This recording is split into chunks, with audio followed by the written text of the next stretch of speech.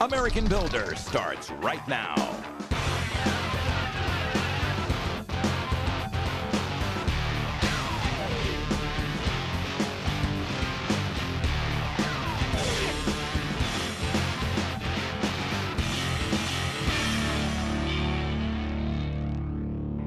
Hey, I'm Brian Gurry, the American Builder. I'm in Jasper, Indiana. I am at Jasper Engines and Transmissions. So why am I here? Of course, a factory tour. What else? One of my favorite things. I am with Zach Bobble. Zach is the president here at Jasper Engines and Transmissions. Been here for how many years? Going on 30 years here in a couple of months. I've been president for the last 6. What guy came along and said, I have an idea. Let's rebuild these things. During the war years, they couldn't get new vehicles. So they started rebuilding engines, rebuilding transmissions, and through that, Jasper Engine and Transmission was born. Simple as that. They couldn't get them, and somebody was like, what are we going to do? Yep. So how many people are in this building that we're going to tour today? We've got over 3,000 total associate owners. That's a lot of people to manage. Good thing is they manage themselves. This ship has been sailing smooth for a long time. That picture right there is classic. Yes. Like they're working on dirty, gross engines and transmissions, but the place is immaculate. The people are in uniform. Is that all part of the history of Jasper? It is, and it really stems back to Alvin Rookser, our founder, and he always preached about cleanliness. And hopefully today when you get out in the plant, you'll see, even though we thought it was clean before, through continuous improvement and through improved lighting and redoing our facilities, we really brought them up to a standard today that is far beyond what we ever were. We've tried to lay out the work so it's easy for the associate to know what's intuitive for them to do next, and create an environment where their work can be done and they have a good day. You get a blue ribbon right there. You're a 75-year-old company. So what do you see in the future? How's this going to go? Well, again, a lot of companies never make it 75 years. We've got a bright horizon in front of us. A few years ago, we did a Weller acquisition. In 2010, we formed a 100% associate-owned company. As you're out in the plant, I think you're going to find that it's our people that separate us from our competition. You know, anybody can buy the same equipment, anybody can buy the same parts that we do, but it's our people, their pride. And by being associate owners, they've got that ownership that they know what they do gets paid back to them in their ESOP account and towards their retirement. And we want to continue to grow. We've got a goal to be a $1 billion company in the future. We realize that what we're doing today, everything can be improved. And that's not just working faster. It's how can we change the process to make that product easier for our associates to do the work, as well as make that product better. And we've got a huge continuous improvement initiative.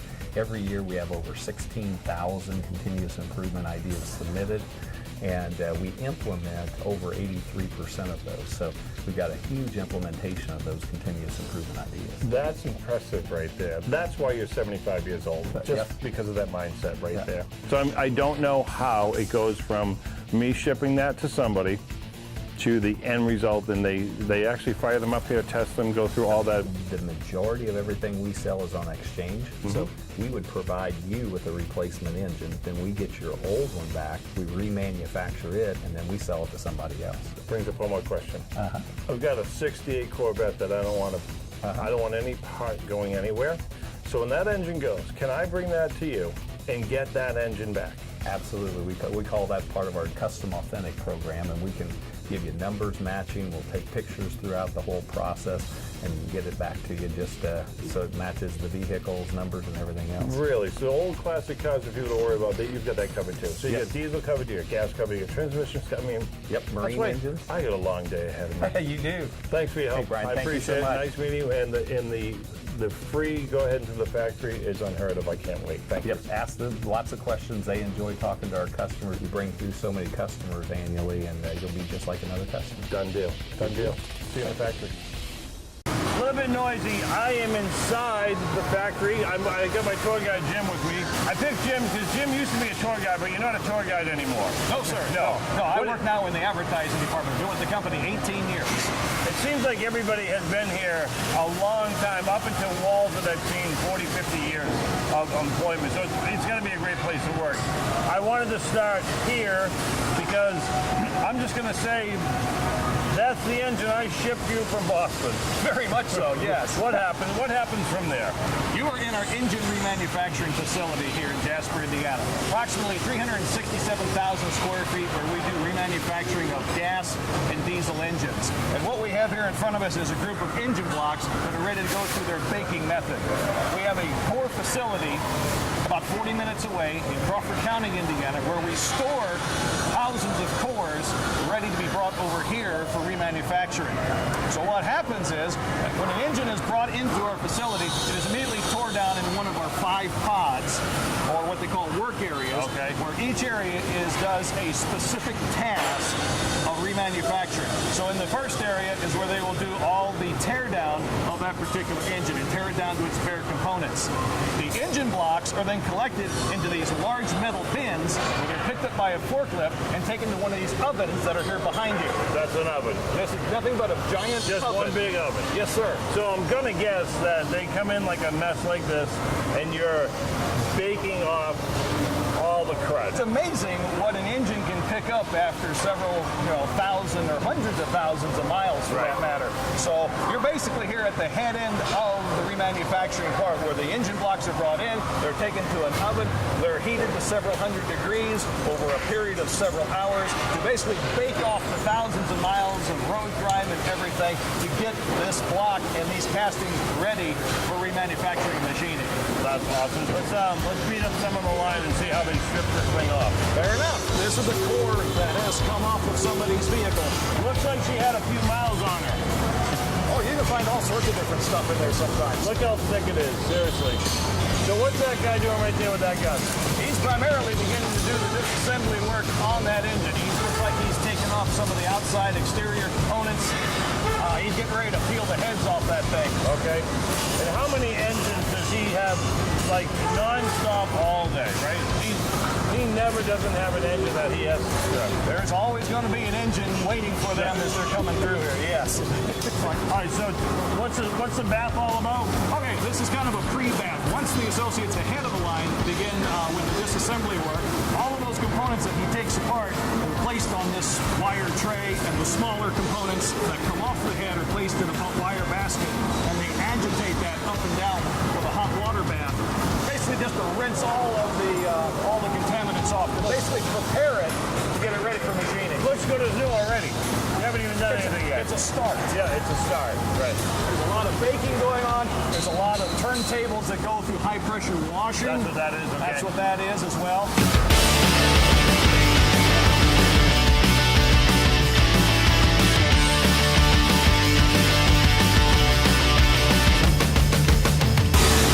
Cleaning off the glass. Come on, back in.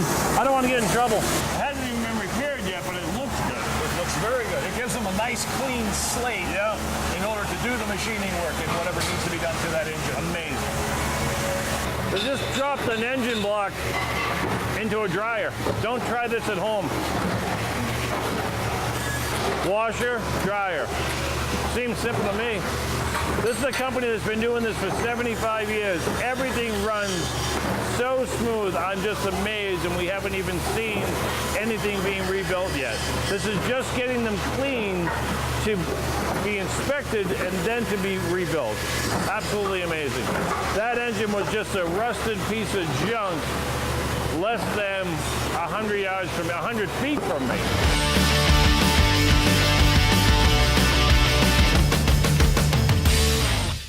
One of my favorite things in the beginning of American Builder, years ago, we played a game called U-Tool, the Hardware Store Challenge.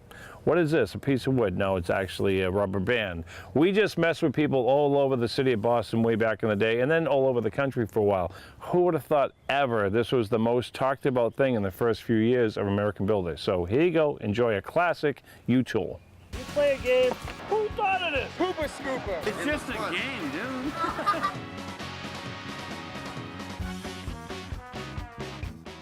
Hey, it's Brian Gurry once again to play U-Tool, the Hardware Store Challenge.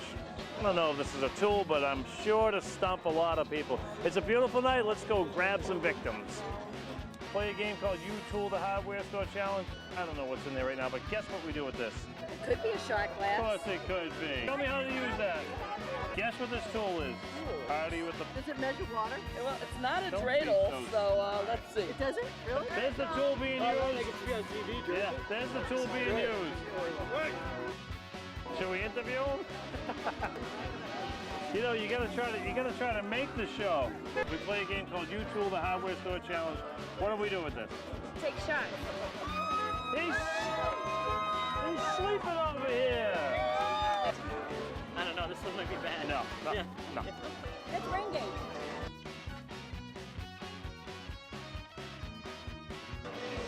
I like your idea, but she's right. I don't get rain where I'm from. I wouldn't Where you know. from? Palmdale, California. You don't get any rain, so No. you don't even need this. We're giving it away. Where are you from? Good place. Palmdale, California. Yeah. Where are you from? Jordan. How'd this mix? How'd this happen? They're my nieces. You win. Here you go. Thank you. Take it home. Put it in the lawn. Thanks for playing. Enjoy the show. Hey, it's Brian Gurry once again to play You Tool the Hardware Store Challenge. Today's tool is this. What the hell is this? Let's go find some people. We have a show called American Builder. Ever see it? No. Just say yes. Come on, make us feel good. We play a game called You Tool the Hardware Store Challenge. Want to guess what this tool is? All you gotta do is just take a guess at what this tool is. Do you know anything about tools? No. Well, watch the truck while you're illegally parked. Wait, I'll grab a ticket and put it on your windshield. That way they think you're ready to go. Yeah, let me just... Maybe something for measuring? I have no idea. Yeah, just stick this on your windshield and you'll have all day. Yeah, no, there you go. You got plenty of time now. I have no idea what this tool is. We have a show called American Builder. Nice job getting on third base, by the way. I'm not on sit in the third fair. base. You're not? I'm the third base woman. We play a game called You Tool the Hardware Store Challenge. Guess what this tool is, and you can... I'm sorry. Look at, they're all mad. We're just taking a break. Want to guess what this tool is, and we'll get out of here stressed away. And you don't have any idea. No idea. It holds straws in there, I bet. You're exactly right. It holds sockets. Sorry. Tell me what it is. I have no And you idea. still may not know. Good, I like that. Okay, so far we haven't had one person to guess what this tool is. I'm still not ready to give it away. I want a few more people to guess. We have a show called American Builder. We play a game called You Tool the Hardware Store Challenge, and we see if people can just guess what today's tool is. It's something for like curtains, a shower rail, Okay, something. that's I don't one- know. Is that a it's like- Boston accent you have there? No, I'm from England. Oh. I mean, obviously it's used for. I'm thinking like it's there's for something like that a goes through rail it. of some kind, like Yeah. something goes through that. This is a. You almost had it. You're working it pretty good here. You know, you're not anywhere closer than the moment that you came up to me. Yeah, no, this is a lip ring gauge, right? That's what I figured. Do you want me to watch that for you? It is a socket holder. Snaps those sockets right in there. Just keeps them organized. Wait, what kind? I don't understand still. I'll keep an eye on it. How long are you gonna be? You can't say. You gotta go like, oh, that's it. And you just, whoa! And you just. We're not school security. We just have a show called American Builder. Cut. Ready? We'll do it again. Ready? Do you know what this tool is? We play a game called You Tool the Hardware Store Challenge, and you got the nicest bike that came by in a while. So. Yeah, you'll use it to hold sockets.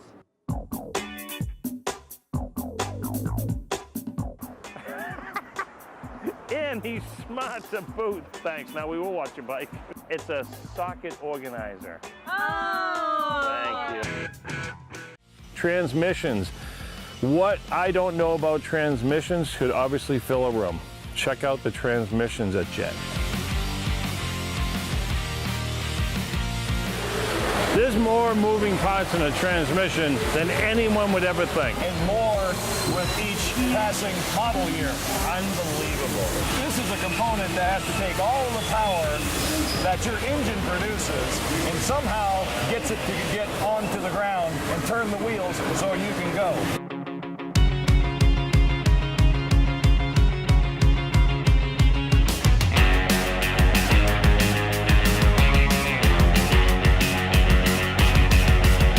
She takes care of the disassembly work and carries everything down and puts everything, all the interior components of the transmission into the baskets, right, and sends the baskets in for cleaning. Gotcha. And here, this associate will inspect all of these individual components. Hi there. It's ready to go back on, but it's not. It's not just yet. We're checking out all these particular components. Are they all there? Are they missing? Are they broken? Are they damaged in any sort of way? If they are broken or they can no longer be used, she'll dial that up on her computer, and then the parts people will come by and deliver parts for her. Notice I put that right back exactly where Yeah, you gotta put it right back. Yeah, there's a specific spot for everything. Don't touch anything. I don't know anything about this. Yeah, the ant maze. Inside. You drop the ants on the top and they carve their way out? Well, you wish it was. No, actually, this is a valve body for an automatic transmission. Each of those little, what you want to call ant body lanes, those are actually little areas for transmission fluid to flow through in order to get particular gears in your transmission to operate. Everything that makes this transmission shift gears. Used to be not long ago, it was all mechanical. Now it's electronic. Right. I saw that. I need to brush up on my transmission. That's what I need. So it demagnetizes? This ring sends an electrical current through to demagnetize any components that So go if through you put there. your phone through there, you're phoneless. You're pretty much, yes, you're correct. And your watch. Or your watch. Wow. Yeah, I I made must have said it for fun. I would have lost the watch.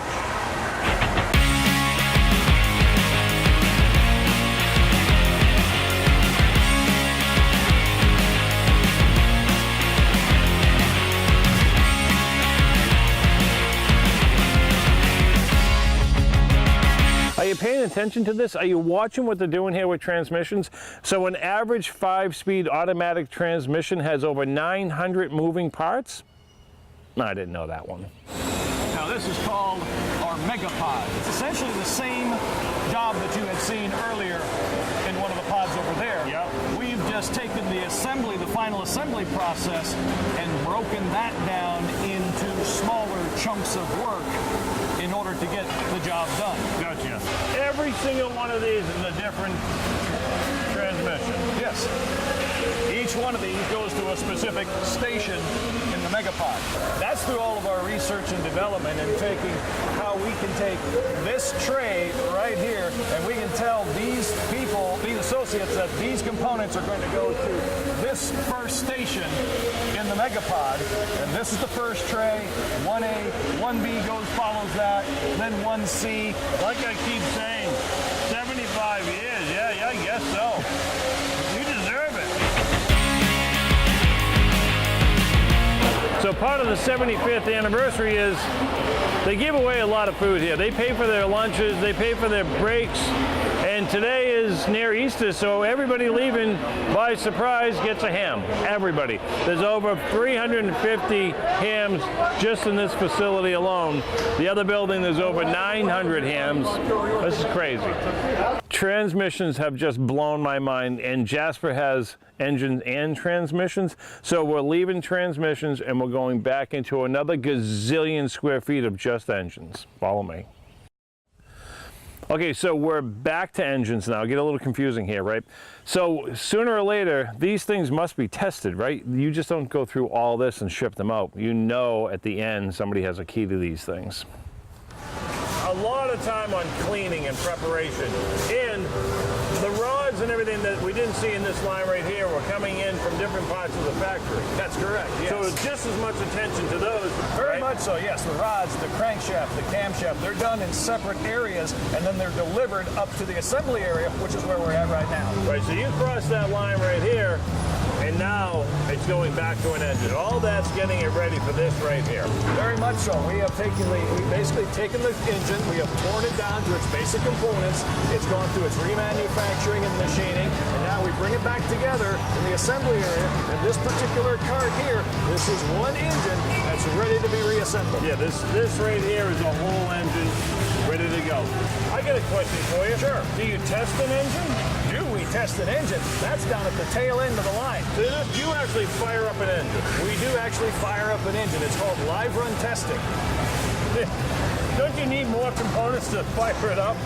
Well, like a key and a gas pedal and a choke and a, no? Not really, no. But we have everything that, at the live run test stand, we have everything that is needed to get that engine up and running. And then they have what they call data acquisition. They have computers that run the engine to get a certain oil temperature. Right. And that computer then takes a snapshot of all of the proper findings that they need for that engine. Here comes my favorite part. I knew this was going to happen. They do test every single engine before it goes out the door. It makes sense, doesn't it? After doing this much, of course you have to see if it runs. So it's a 5.4 Triton engine, and this is the part I've been asking about. Is there a key? Fire it up. Let's see this thing run.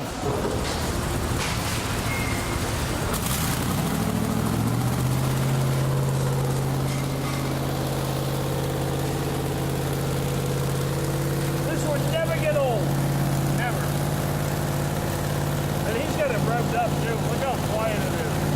I love it. I want your job. Of all the jobs I've seen, this is the job I want. So right now, this is where data acquisition takes over. It's watching its RPM, it's watching oil pressure, its engine vacuum. Right. It's this right here that Dean watches. That's the important part. That's the important one, the oil temperature. It gets it up to about 145 degrees. The computer then will take a snapshot of the readings at that particular time. You do this for every engine. Yep. So that certifies, went through the test, it goes out with that engine. That's correct. He's going to go around with a black light, and if there is an oil leak on this engine, it will shine from that additive in the oil. Unbelievable. So that's what he's looking for right now. Nothing. So everything here is checked, double checked, triple checked. You get the blessing though, that's it. It's done. Out the door it goes. That's good. Yeah. And then we get one more visual check over there, just to make sure nothing broke off in it, everything looks good. Right. It visually looks exactly. Right. Off it goes. All of the little processes that we do, it's not just rebuilding. You know, there's lots of research and development that Jasper goes through to make the product better than when it was first came out of the factory. Okay. Wow. And out the door she goes. And then it goes out the door. 30 of them today. Of this particular, in this pod Just this here, one pod. yes. Right. Yeah, no, right. I didn't mean the whole company. So remanufactured engine to me used to mean put it in your car and good luck. Who knows how long it's going to run. Remanufactured engines now to me means this thing's going to run better than brand new, because you heard what he just said. There's a specification sheet that will make this engine better than brand new. Go figure. Go Jasper. And you probably don't know it, but when your transmission or your engine went, it came all the way here and then back to you. And guarantee you that thing runs forever.